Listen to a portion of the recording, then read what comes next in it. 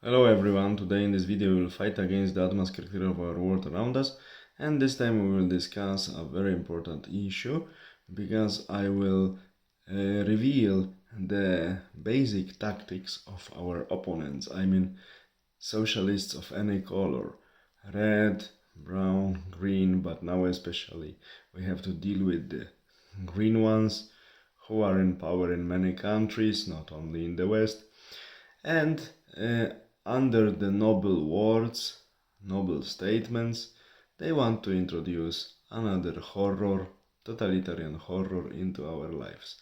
Of course, nature well-being, animal well-being, clear water, clear air, no smoke pollution, no fossil fuels, and things like this. So if we go and follow this ideology till the very end, the only outcome would be happy planet without people. Like every socialism, the ultimate achievement of every socialism is happy planet without people. Do we want it? No. And that is why we have to fight with them wisely. And to fight with them wisely, we have to start from restoring the proper meaning of the word, of the words we use. I mean, for instance, recently, very leftist, even of communistic origin, established by Chinese and Soviet communism, WHO, now ruled formally and practically by Eritrean Ethiopian Bolshevik Mr.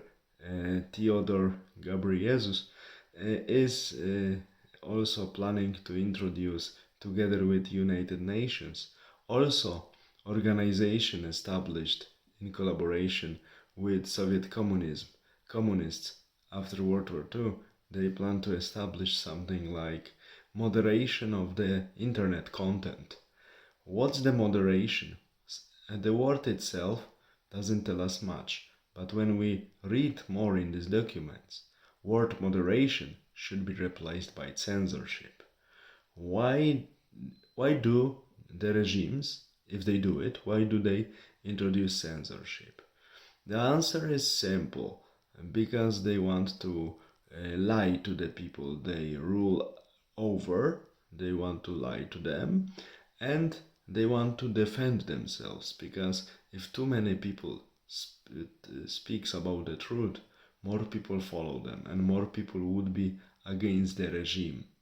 So then they would be in trouble. There are no indestructible structures. That is why each regime has to defend itself and manifest its power. Like recently, the religion of Holocaust or Holocaust industry. How do we want to say it? Yeah, not only many people of Jewish origin are living from this, but also many Protestants and many Americans, especially from these mainline Protestant sects, these Zionistic Christians, as they call themselves, and so on, and they wanted to manifest their power and somehow bribed or forced on bribe Mr. Elon Musk to apologize in a very important place for them in central Poland, former concentration camp, and he did it. Okay, so they manifested their power. Seemingly, Mr. Musk got some contracts for the activity of his companies, and the deal is done, and to the population's power is manifested. Why do they need to manifest this power? Because they are not as strong as it was like 20-30 years ago, when it was enough to mention something and the person was immediately ostracized, immediately isolated, or financially destroyed, or at least had troubles, like the historian David Irving. It's all about money and influences, and sometimes such manifestation is needed, but to understand real meaning and the purposes of these manifestations, we need to restore the meaning, proper meaning of the words, like tolerance cannot be confused with acceptance.